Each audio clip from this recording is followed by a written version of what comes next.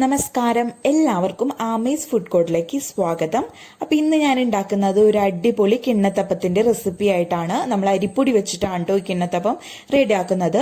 വായിലൊക്കെ വെച്ചാൽ അലിഞ്ഞു പോകുന്ന ഒരു രീതിയിലുള്ള കിണ്ണത്തപ്പത്തിന്റെ റെസിപ്പിയാണ്. അപ്പോൾ അതെങ്ങനെയാണ് നമുക്ക് ഉണ്ടാക്കുന്നതെന്നും കൂടി നോക്കാം. കിണ്ണത്തപ്പം റെഡിയാക്കാൻ തുടങ്ങാം. അപ്പോൾ ആദ്യം തന്നെ അതിന് വേണ്ടിയിട്ടുള്ള ബാറ്റർ റെഡിയാക്കാം.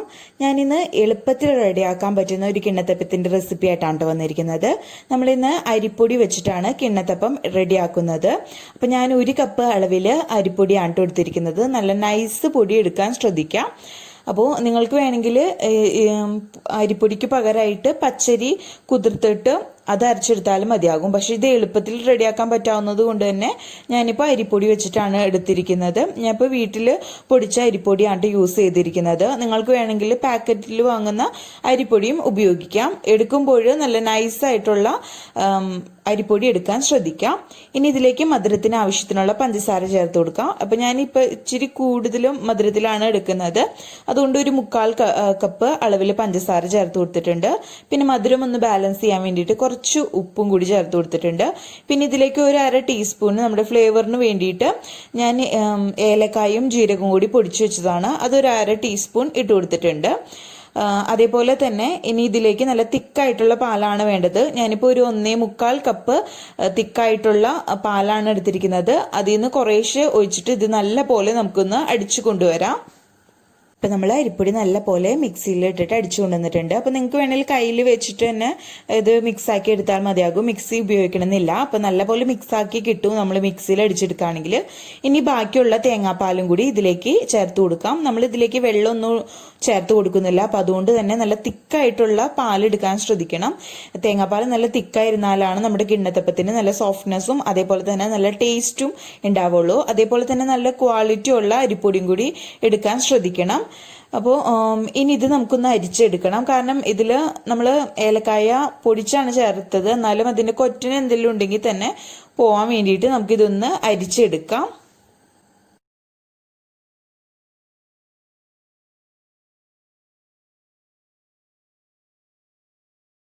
ഇപ്പോൾ ഇതാ ഞാൻ ബാറ്റർ നല്ല പോലെ മൊത്തത്തിൽ അങ്ങ് അരിച്ചെടുത്തിട്ടുണ്ട്. അപ്പോൾ ഇതേ നമ്മുടെ ഏലക്കായുടെ കൊറ്റ നമുക്ക് ഇതേപോലെ കിട്ടിയിട്ടുണ്ട്.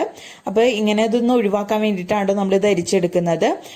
അപ്പോൾ നമ്മൾ നല്ല അടിപൊളിയായിട്ട് ഇത് മിക്സ് ആക്കി എടുത്തിട്ടുണ്ട്. ഈ ഒരു കൺസിസ്റ്റൻസിലാണ് ഞാൻ റെഡിയാക്കിയിരിക്കുന്നത്. അപ്പോൾ ചിലപ്പോൾ നിങ്ങൾ എടുക്കുന്ന അരിപ്പൊടിക്ക് അനുസരിച്ച് ചിലപ്പോൾ ചേർക്കുന്ന തേങ്ങാപ്പാലിൻ്റെ അളവ് വ്യത്യാസം വന്നിരിക്കാം. അപ്പോൾ നിങ്ങൾ നോക്കിയിട്ട് ചേർക്കാം കേട്ടോ. ഈ ഒരു കൺസിസ്റ്റൻസിയിൽ വേണം നമ്മൾ മിക്സ് ആക്കി എടുക്കാൻ വേണ്ടിയിട്ട്.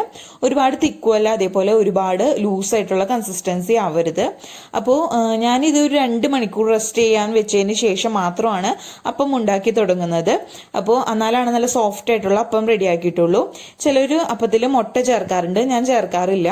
അപ്പോൾ നമുക്കിത് മൂടി വെച്ചിട്ട് 2 മണിക്കൂറിന് ശേഷം നമുക്ക് അപ്പം ഉണ്ടാക്കി തുടങ്ങാം. ഇപ്പോൾ ഒരു 2 മണിക്കൂർ കഴിഞ്ഞിട്ടുണ്ട്. അപ്പോൾ നമുക്ക് അപ്പം ഉണ്ടാക്കി തുടങ്ങാം. അപ്പോൾ ഞാൻ അതിന് വേണ്ടിയിട്ട് നമ്മുടെ ഇഡ്ഡലി തട്ടിൽ കുറച്ച് വെള്ളം ചൂടാക്കാൻ വെച്ചിരുന്നു. അപ്പോൾ അത് ചൂടായി വന്നിട്ടുണ്ട്. ഇനി ഇതിലേക്ക് ഇതേപോലെ ഒരു പ്ലേറ്റ് ഇറക്കി വെക്കാം. നമ്മൾ ഏത് പാത്രത്തിലാണോ അപ്പം ഉണ്ടാക്കിയെടുക്കുന്നത് ആ ഒരു പാത്രം ഇറക്കി വെക്കാം. അതിൻ്റെ ഉള്ളിലേക്ക് ഞാൻ കുറച്ച് വെളിച്ചെണ്ണയും കൂടി തടവി കൊടുത്തിട്ടുണ്ട് കേട്ടോ. കാരണം അത് അപ്പം ഉണ്ടാക്കി കഴിഞ്ഞതിന് ശേഷം നമുക്ക് ഇത് പെട്ടെന്ന് ഇതിൽ നിന്ന് വിട്ട് കിട്ടാൻ വേണ്ടിയിട്ടാണ് അങ്ങനെ ചെയ്യുന്നത്. ഇനി നമ്മുടെ അപ്പത്തിൻ്റെ ബാറ്റർ നല്ല പോലെ ഇതങ്ങ് മിക്സ് ചെയ്തതിന് ശേഷം ഇതിലേക്ക് ഒഴിച്ചു കൊടുക്കാം. ഒരുപാട് തിക്കായിട്ട് വേണ്ട നമ്മുടെ അപ്പം. നമ്മുടെ കിണ്ണത്തപ്പം എപ്പോഴും തിന്നായിട്ടാണ് ഇരിക്കുന്നത്. അപ്പം അതിനനുസരിച്ചുള്ള ബാറ്റർ വേണം നിങ്ങൾ ഇതിലേക്ക് ഒഴിച്ചു കൊടുക്കാൻ വേണ്ടിയിട്ട്. വളരെ നൈസായിട്ടുള്ളതാണ് നമ്മുടെ കിണ്ണത്തപ്പം. അപ്പം അതിനനുസരിച്ചുള്ള ബാറ്റർ ഇതിലേക്ക് ഒഴിച്ചു കൊടുക്കാം. അതേപോലെ തന്നെ പാത്രം ചെരിയാതെ രീതിയിൽ ലെവലാക്കി വെച്ചു കൊടുക്കാനും ശ്രദ്ധിക്കണം. അപ്പോൾ നിങ്ങൾ എടുക്കുന്ന പാത്രത്തിന്റെ വലിപ്പം അതേപോലെ നിങ്ങൾ ഒഴിക്കുന്ന ബാറ്ററിന്റെ തിക്നെസ്സിനനുസരിച്ചായിരിക്കും വേവ് ഇരിക്കുക.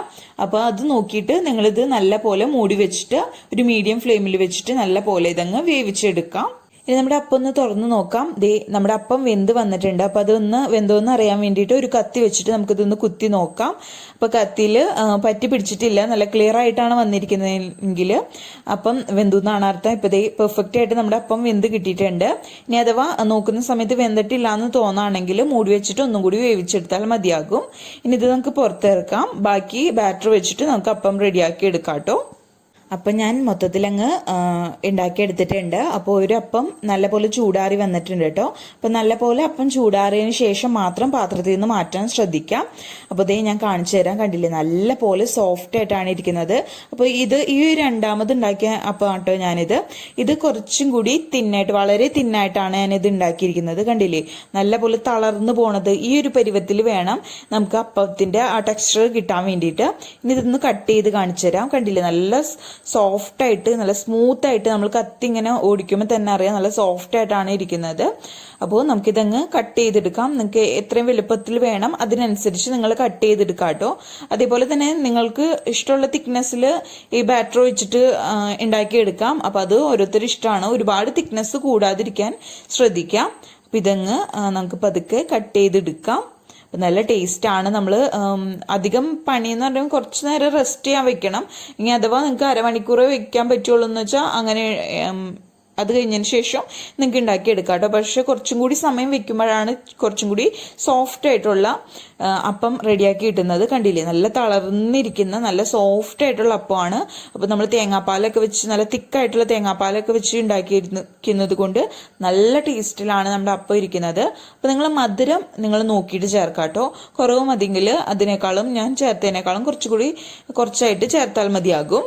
അപ്പോൾ ഞാൻ ഒരെണ്ണം കുറച്ചും കൂടി തിക്കായിട്ട് എടുത്തിട്ടുണ്ട്, ഈ ഒരു തിക്നെസ്സിൽ. കണ്ടില്ലേ, അപ്പോൾ നിങ്ങളുടെ തിക്നെസ് എന്തോരം വേണം അതിനനുസരിച്ച് വേണം നിങ്ങളിത് ഉണ്ടാക്കിയെടുക്കാൻ വേണ്ടിയിട്ട്. നല്ല ടേസ്റ്റി ആയിട്ടുള്ള അപ്പത്തിൻ്റെ റെസിപ്പി എല്ലാവർക്കും ഇഷ്ടപ്പെട്ടെന്ന് വിചാരിക്കുന്നു.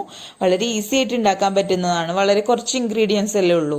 അപ്പോൾ ഞാൻ പറഞ്ഞ ടിപ്സൊക്കെ ഫോളോ ചെയ്ത് ഉണ്ടാക്കുകയാണെങ്കിൽ നല്ല ടേസ്റ്റി ആയിട്ടുള്ള, അതേപോലെ നല്ല സോഫ്റ്റ് ആയിട്ടുള്ള കിണ്ണത്തപ്പം നമുക്ക് ഈസി ആയിട്ട് വീട്ടിൽ റെഡിയാക്കാൻ പറ്റും. അപ്പോൾ എല്ലാവർക്കും ഈ വീഡിയോ ഇഷ്ടപ്പെട്ടെന്ന് വിചാരിക്കുന്നു. വീഡിയോ ഇഷ്ടപ്പെട്ടാൽ ലൈക്ക് ചെയ്യുക. അതേപോലെ നിങ്ങളുടെ ഫ്രണ്ട്സും റിലേറ്റീവ്സും ഒക്കെ ആയിട്ട് വീഡിയോ ഷെയർ ചെയ്യാനും മറക്കരുത്. അപ്പോൾ ആദ്യമായിട്ട് വീഡിയോ കാണുന്നവർ ആരെങ്കിലും ഉണ്ടെങ്കിൽ ചാനൽ സബ്സ്ക്രൈബ് ചെയ്യാനും മറക്കരുത്. ഒന്ന് സപ്പോർട്ട് ചെയ്യുക. അപ്പോൾ അടുത്ത അടിപൊളി വീഡിയോ ആയിട്ട് വരുന്നത് വരയ്ക്കും ബൈ. താങ്ക്